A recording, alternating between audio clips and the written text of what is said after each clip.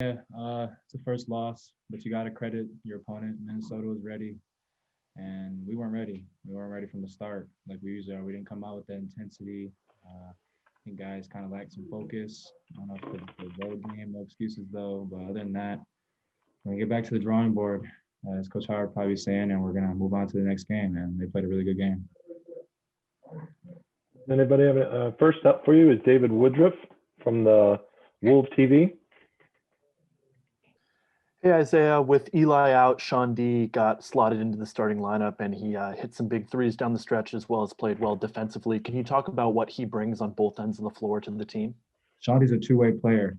He's a deadly shooter and he's an insanely on-ball defender. He thrives off that. That's how he gets himself going. Most guys get themselves going by getting a bucket, a rebound, or a free throw or anything. Shawty thrives and he gets himself going off guarding the ball. And we put him in a great position. I thought he did a great job. Some calls didn't go his way, but Shawty, he's a workhorse. He's gonna work hard. Next up for you, Isaiah, is Andrew Kahn from mlive.com. Hey Isaiah, this is relatively late in the season to take your first loss. I guess how do you think you and your teammates will respond? You've got several guys; it's their first loss in a Michigan uniform. Yeah, some of the new guys, like you said, is their first loss. But I felt that we handled it very well in the locker room. Nobody was pointing fingers. Wasn't no negativity. Guys were positive. Guys had their heads up because, like me and Luke Wilson, senior walk on, we were talking about how you rather have this because we've been here. We've been here 4 years. Better have that loss early on the road or at home, whatever, in January instead of February towards March. Towards the Big Ten tournament because that's where seeding happens. But hey, I was proud of the way we fought, and we're gonna move on and learn from that. Thanks. Next up for you is Teddy Gutkin from the Michigan Daily. Yeah, Isaiah. So there was a sequence in the second half where Sean D hit a three to cut it to 6, and then forced a 10-second violation. And then from there, Minnesota goes on a 7-0 run. Can you talk about how that run really shifted the momentum of the game? It looked like you guys were kind of starting to get off the mat. Yeah, that was supposed to be our run, especially when Sean D gets it to a great ball handler like that, makes him get a 10-second violation. And that was supposed to be our run. That was definitely that was key because we were down all game, and that was us scratching and digging back. And you got to credit the coaches, their coaching staff. They had a great game plan. They were prepared. Like I said, we weren't prepared from the start. They were prepared for a second half, and they came out hitting us first. Next up for you is Brendan Quinn from The Athletic.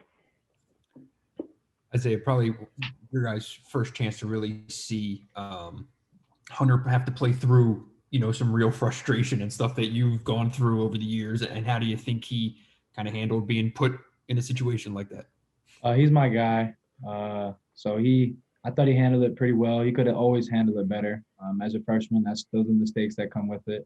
He's not perfect. He's not going to know what to do in every situation and has to grow. The kid's only 18, 19 years old and still has some years left on him. He's probably never been in that frustration spot. He's always been the dominator, the centerpiece, the guy who has the most points, the rebound blocks, and you know what I mean, the vocal point.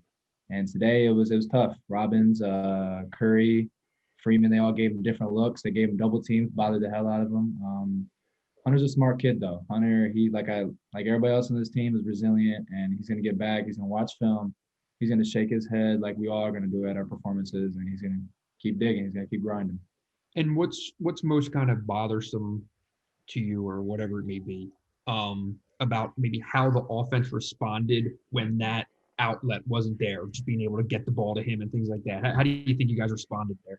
Brandon, we talked about that maybe a week ago. You said what happens when Hunter gets in foul trouble or it's just not going his way. And tonight we learned Hunter's a big part of this offense. He gets those easy buckets down low. He was missing some easy floats, some easy layups I thought he usually capitalized on. Some free throws didn't go in for us. But, I felt like we did pretty good. We were swinging the ball. Some shots that first half, we had good shots. Shots that didn't fall. Good takes. Credit them, guarding without fouling. We were trying to draw some more free throws in the first half, attack them, but they did a great job moving their feet and keeping their hands up. And I don't know, it was tough. It was definitely tough without Hunter. down there dominating the post like he usually does. That usually opens up shots for us. Mhm. Guys they double team the hell out of him, like I said, and I don't know. Yeah, he's probably never seen that look before. They went right away. Usually, on the second or third dribble to go get him, he has time to be patient and see. But like I said, the kid's only 18, 19 years old. So like I said, he's gonna go back and he's gonna watch. Thanks, Izzy.